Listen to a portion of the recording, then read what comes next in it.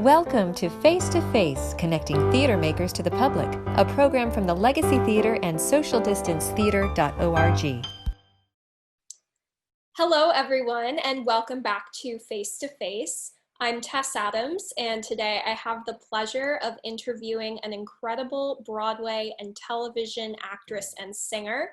You may have seen her starring on Broadway in The Look of Love, or in the original Broadway casts of Disney's Newsies, Caroline or Change, Martin Short's Fame Becomes Me, and The Civil War. She has had an extensive concert career singing with symphony orchestras all around the world and with the late great conductor Marvin Hamlisch. She's also a Drama Desk nominee and a recording artist who can be heard on several Broadway cast recordings, as well as film soundtracks such as Nine, Chicago, and Legally Blonde 2. I'm so excited to welcome Capathia Jenkins. Hi, Capathia. How are you doing? Hi, Tess. I'm so excited to be here. Thank you for having me.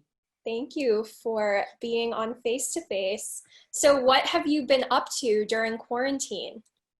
Oh, gosh. I've been laughing with my friends saying that my husband and I, we live in Canton, Georgia, about an hour northwest of Atlanta, in a quiet suburb, and it's calm and all that, but I've been laughing with my friends saying, I feel like a pioneer colonial woman.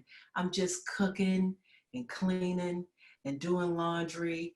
And yeah, that's the gist of it. I mean, in the midst of that, I'm talking to my family every day, talking to my friends every day, and doing things like this, doing interviews and and somebody calling me saying, can you sing a happy birthday to my daughter?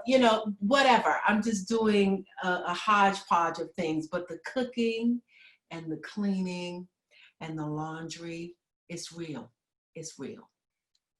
What have you been doing to stay creatively fulfilled? I know you've done a bunch of virtual events and stuff like that.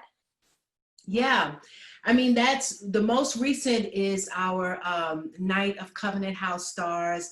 Covenant House is a shelter for homeless youth, and I sit on the board of directors for Covenant House International, and I was an associate director on that, and we were really, we had about 6 weeks to go from planning a live event that we do every year at Jazz at Lincoln Center to a virtual event. So it was all hands on deck, lots of Zoom meetings and all that, but we really pulled it off. The event was this past Monday night, and it was streamed live on Amazon Prime and Facebook and Twitch and YouTube, like 7 different platforms. And so I'm really proud of that event because I got to sing in the event, but also to help plan it and put it all together. It's a lot of moving parts, all to raise awareness and raise money for these homeless kids who are, I call them my heroes because they have dreams, and the least interesting thing about them is that they're homeless. And so anytime we can raise money for them to get them, particularly through this time of COVID-19, it's very scary for them and scary for all of us. But it was a very successful fundraiser. And so that's been one of the ways that I've been creatively fulfilled during this time. And I'm singing all the time around the house. It's not the same as being out there with the people. I miss that so much. And just creatively planning and talking with friends about what's going to be next, how we're going to do this, what do we think it's going to look like when we come out of it. Just, keeping the wheels turning and all that. It's good. Having to navigate the virtual world of planning an event like that on all these different platforms, have you learned a lot of new skills doing that? Yeah, just for me, technically, I went on Amazon, I bought, a couple of ring lights. You know what I mean? And just like I have a new microphone for my phone because I've been doing some singing, singing straight to the camera, but not wanting to, record the sound of the room, just my voice. And so I'm learning that kind of thing. And I've become sort of an art director. Now today, you just see this blank wall, right? I'm in my office. But I was in my dining room at one point and then in the hallway. And then, just like trying to figure out, because I know when I watch people's virtual videos, I'm looking to see what's behind them. What is that? What is that? So I'm like, okay, if I just want you to focus on me, then I just need to, like clear this out. And so, yeah, I'm learning quite a bit, and just content and how you want people to view things. And, can you sing and have a visual of something happening? Like, yeah. So yeah, it teaches you a lot. It really is this, this time in quarantine and going virtual is a real kind of classroom for me, technically, I have to say. That's really interesting and cool that you're experimenting with that. So I hope that we'll see some music videos from you after this time. So in preparation for this interview, I was doing a little internet stalking, and I read on your website something that I really loved. So I'm going to read that. It says, Capathia approaches a song the same way she approaches a script, like an artist. She looks for nuances, the secret hidden within the notes or text. And I just loved that and was wondering if you'd be willing to reveal to me an example of a musical moment, either in one of your original songs or in something that you've sang in concert that you believe hides a secret in the way it's written. Oh, that's good, Tess. Really, really good question. Oh gosh, I have like a gazillion songs running through my head right now. Let me try to drill down on one.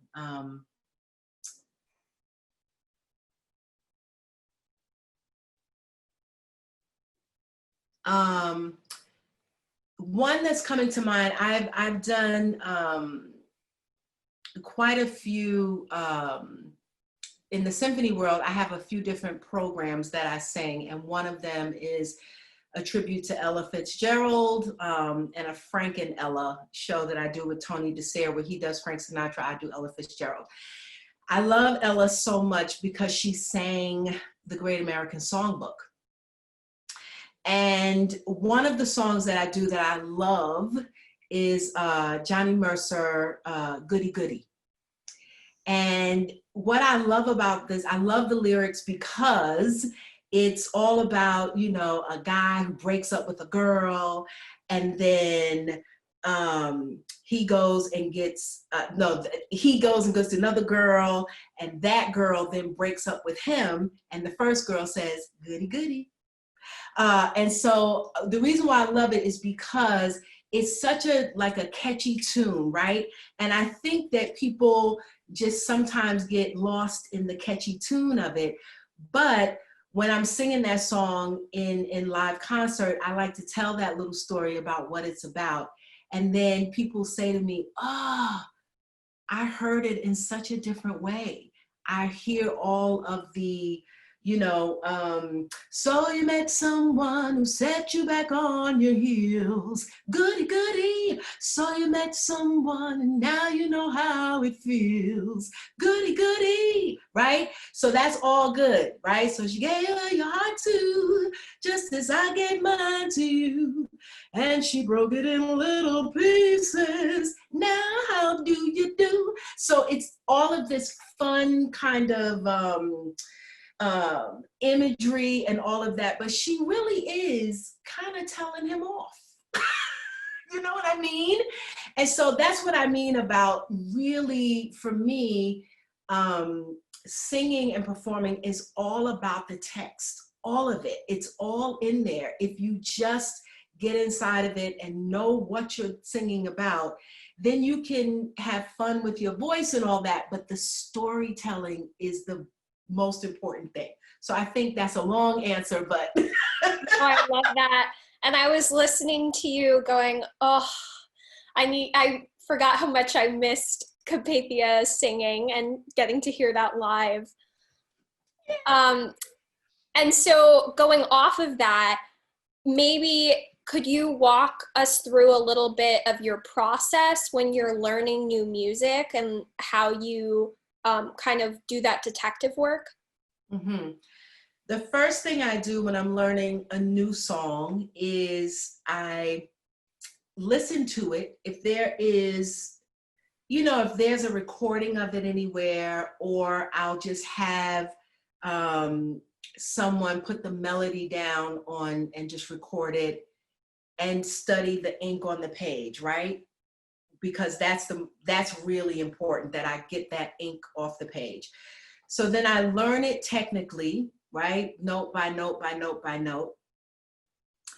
I then go into the story of it and what it's trying to say, what it means to me, what I would be trying to relay if I'm singing it. And I study those words and then link the two up, the words with the music. And then I just sort of let it marinate. I will listen every day. I'll just maybe sing through it. And then I'll give myself a day where I need to be off book, where I need to it needs to be in there so I can really start to embody it. And then it's just a matter of really going through the text with a fine-tooth comb. What is it that it's saying? What am I trying to relay? And how do I feel about it, right? So that when I'm actually singing it, I'm in the moment and not commenting on it. I'm in it, inside of it, right?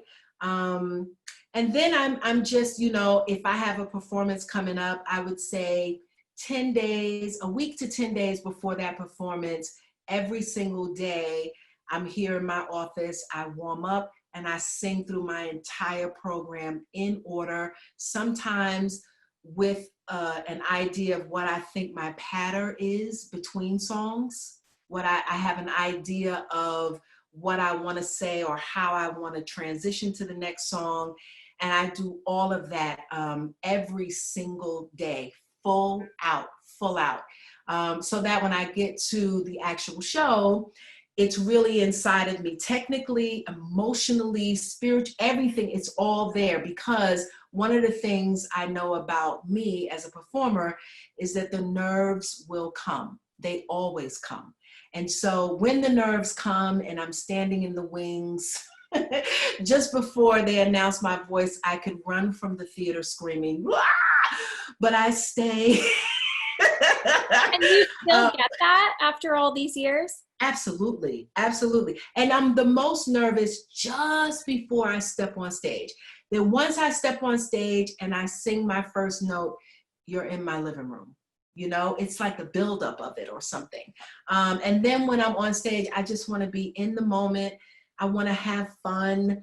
And I just want to connect with the audience. I've often said in interviews that I think being on stage it's like my happy place. I think I'm happiest when I'm there and I get to do what I love. And so I don't want anything in my head.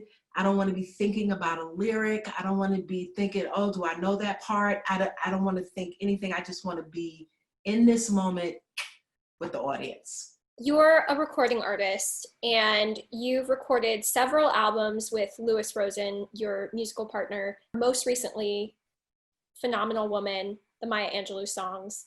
How did you guys come up with that concept, putting Maya Angelou's poetry to music? Well, I met Louis years ago on a different project, and he heard me sing, and he said to me, "I'd like to write for you. What do you think about that?" And at the time, I was flattered and I thought that's really nice, but people say that and you never hear from them again. So, whatever.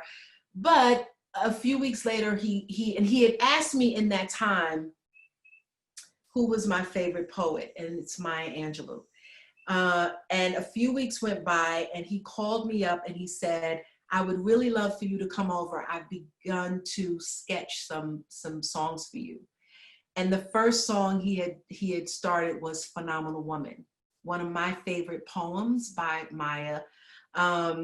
And so we began this musical partnership from there. That was one of the first projects that we worked on, setting the poetry of Maya Angelou. And when Maya was alive, she gave us the rights to perform it live.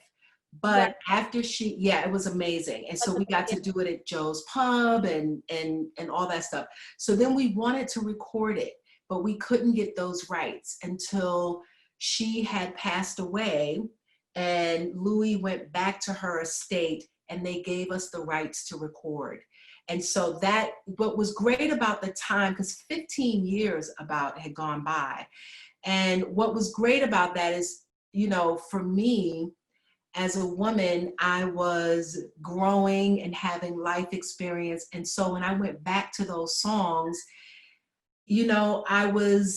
I had some real lived in experience. Maya is one of those writers where she can write about, tough situations, but there's always a glimmer of hope in it. There's always resilience. And so I was growing, and Louis was growing musically, because initially we had the songs for just piano and voice. And when we recorded, we had a sextet where he was writing for other voices, other instruments. And so what we ended up with, Phenomenal Woman, the Maya Angelou Songs, that recording is one that I'm really, really proud of. And it's available everywhere on iTunes, everywhere you buy music. You can get it. Yeah, so go check it out. Go check it out. And when you come to my live shows with the symphony, I always have a box with me. And so you can get them that way too. But yeah, really, really proud of that project. So cool. And before you recorded that, you've been featured on so many original cast recordings for various musicals on and off Broadway. When did you feel the urge to start recording your own music and arrangements? That really came from Louis Rosen. I mean, he really wanted to start recording. It wasn't necessarily a dream of mine, not necessarily, because for me, my favorite thing is live. It's my favorite thing. And sometimes in the studio, Louis laughs at me with this, because I'm so in my head in the studio, because I can hear myself back and I'm like, oh, wait, I said that word weird. Like, can we try? So before a recording session, I have to sort of take myself in the bathroom and give myself a pep talk. Just say, listen, be in the moment. Do it as if you're live. Stop thinking so much. It's okay. It doesn't have to be perfect. Like, I have to go through all of that. And so, and so, the difference between recording my own stuff and recording a cast album is you have that character. And usually when you do those cast recordings, we're all in the room together if it's a production number, and you're feeding off all of that energy. You have the director there, and I mean, it's just a different thing for me. So if I had my druthers, I would always perform live, but recording sometimes is a necessary thing to do. And so that kind of leads into my next question, which is that when you're not singing a musical theater piece, for example, I know you often sing Aretha Franklin's music gorgeously, I'll add. Do you use that same kind of detective storytelling process? Is there acting involved when you're performing it live on stage? Yeah, I think I approach everything the same. Most recently, this Aretha program, a tribute to Aretha Franklin with symphony orchestras, The difference with that is, similarly to Ella Fitzgerald, is that people know this music. They know this music. You say the name Aretha Franklin and people are like, oh my God, I love her. Oh my God, are you singing Respect? Are you singing? You know, they go into a whole thing. So I do, these are songs that I've been hearing since I'm a little girl. Growing up in Brooklyn, New York, you know, I had older siblings and they played Aretha all the time. And so I kind of knew these songs. But I always go back to the ink and back to the original, you know, sort of arrangement and the lyrics, the storytelling. I go back to that. And with Aretha in particular and Ella, people always say to me, so are you doing it like her? Are you trying to imitate her? And for me, it cannot be about imitation because they are singular in their talent. You know, Aretha is a singular powerhouse, did it for many decades. She is the queen of soul, period, right? Period. But what I loved about her is that no matter what she was singing, whether it was soul or R&B or the American Songbook, and that famous time that she sang Nessun Dorma for Pavarotti, no matter what she was singing, she was quintessential Aretha Franklin. As soon as you hear her, you know who she is, you know where she comes from. She comes from the church and all that gospel stuff in there. And so for me, approaching her music is about that for me, that I am able to somehow present the essence of her, where I am just quintessentially Capathia, but I am a vessel for Aretha's music. And so in that, there's a lot that I do my own way, but then there's some things that I would listen over and over and over because I'm like, I gotta copy that. She did that. I gotta try to do it like she did.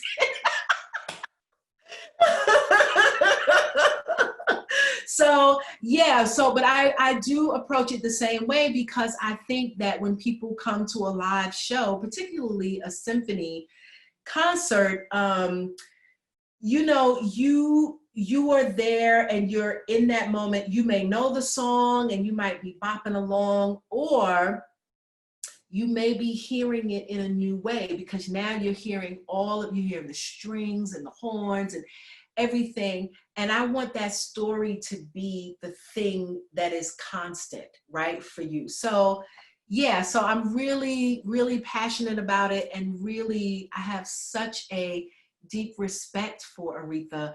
And I think when I'm on stage, that's what comes across, because the show is so much fun, but I really, really love her too. So I think people get that when they're seeing the show. So I'm going to backtrack a little bit. You made your Broadway debut in the Civil War, and you originated the role of Harriet Jackson. So what was it like having your Broadway debut be an original piece, and, you know, having that kind of first big gig be developing something, creating a character?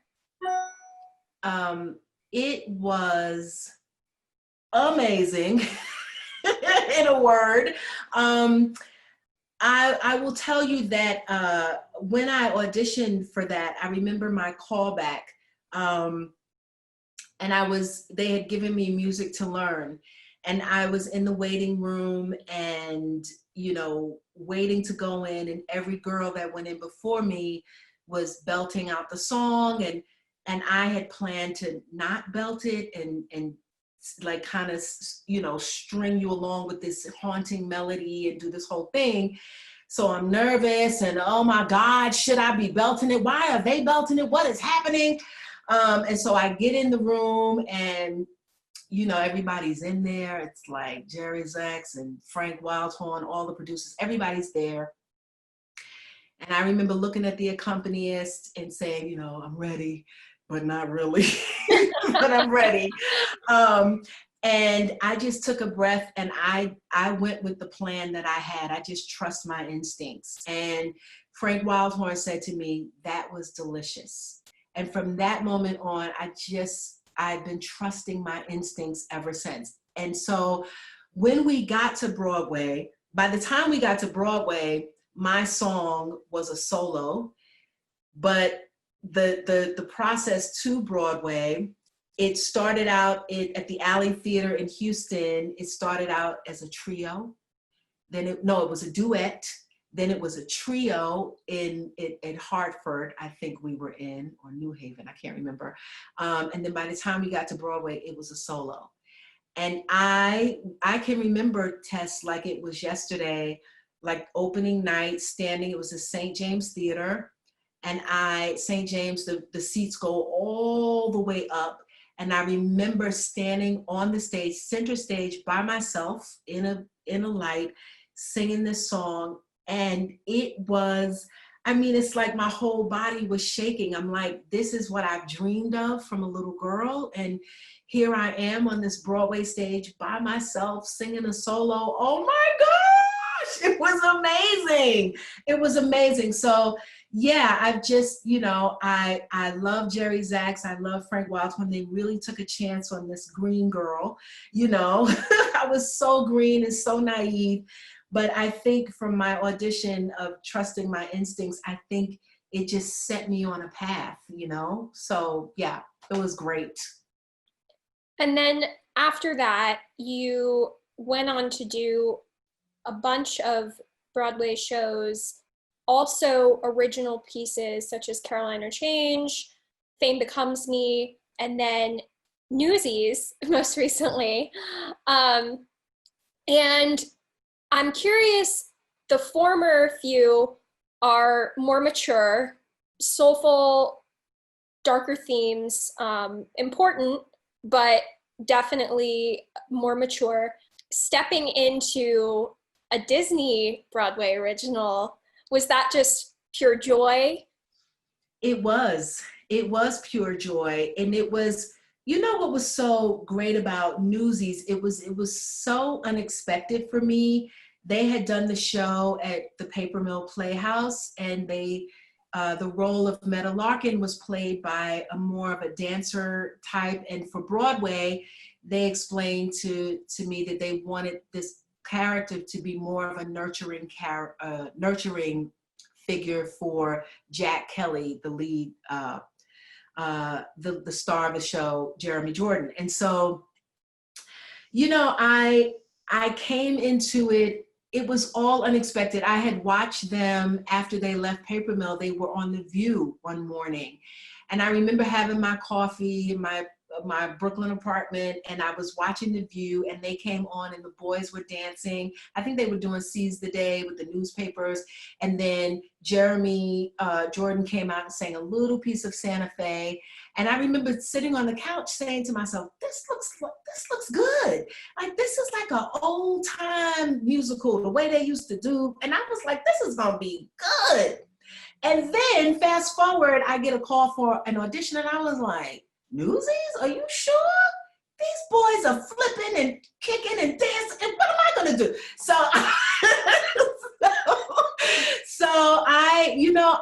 it was unexpected and pure joy, as you say, working with so many young people making their Broadway debuts. It reminded me of my time, in Civil War, standing on that stage for the first time.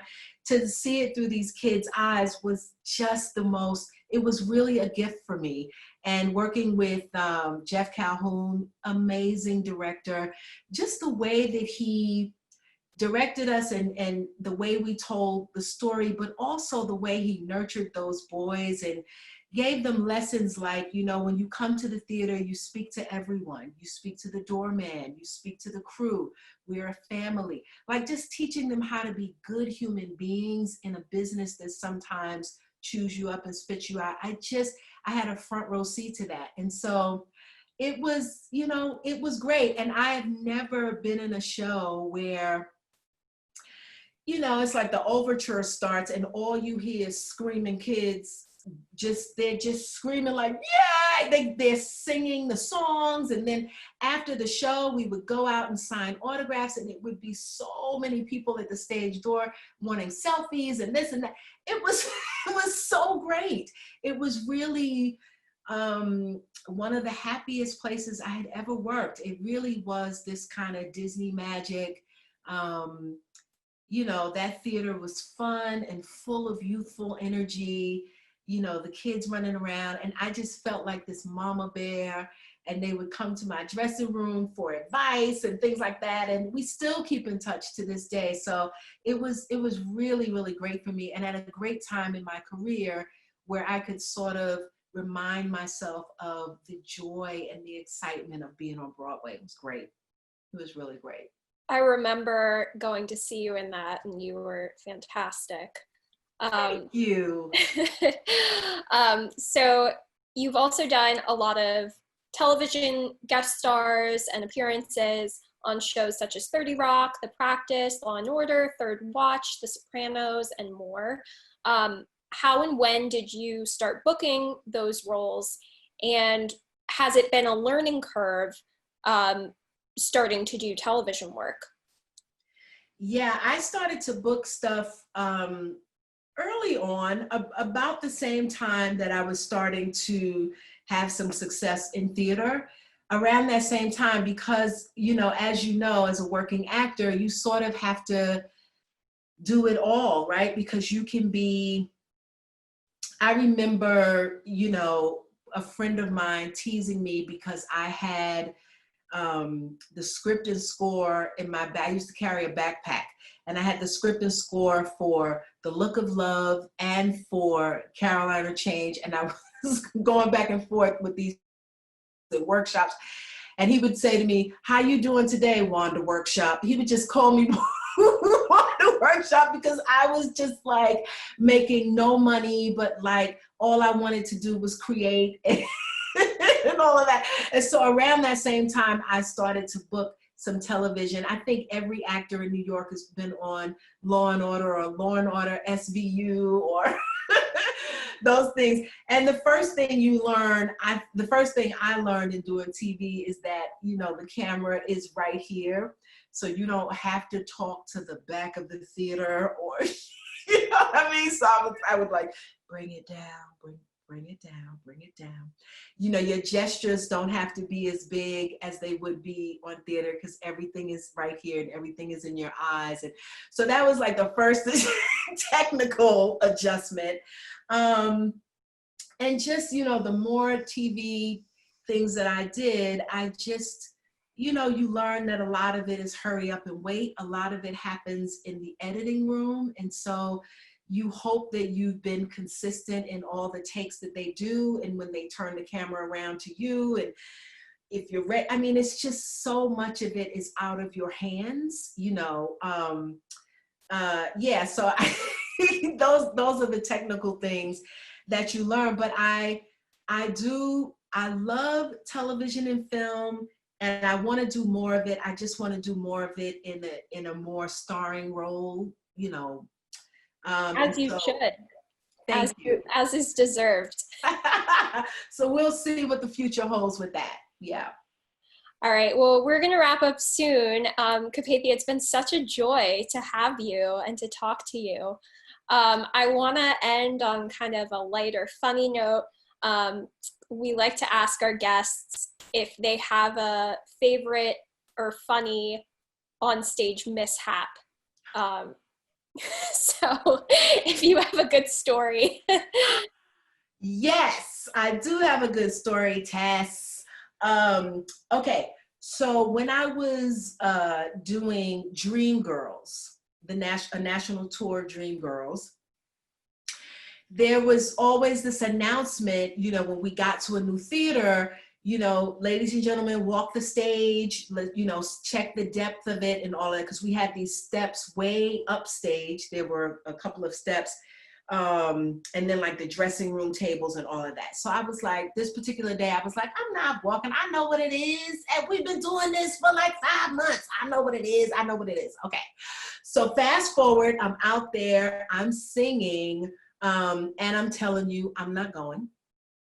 And the direction is, you know, Effie is pregnant. And so I'm backing up and I'm emoting and I'm singing.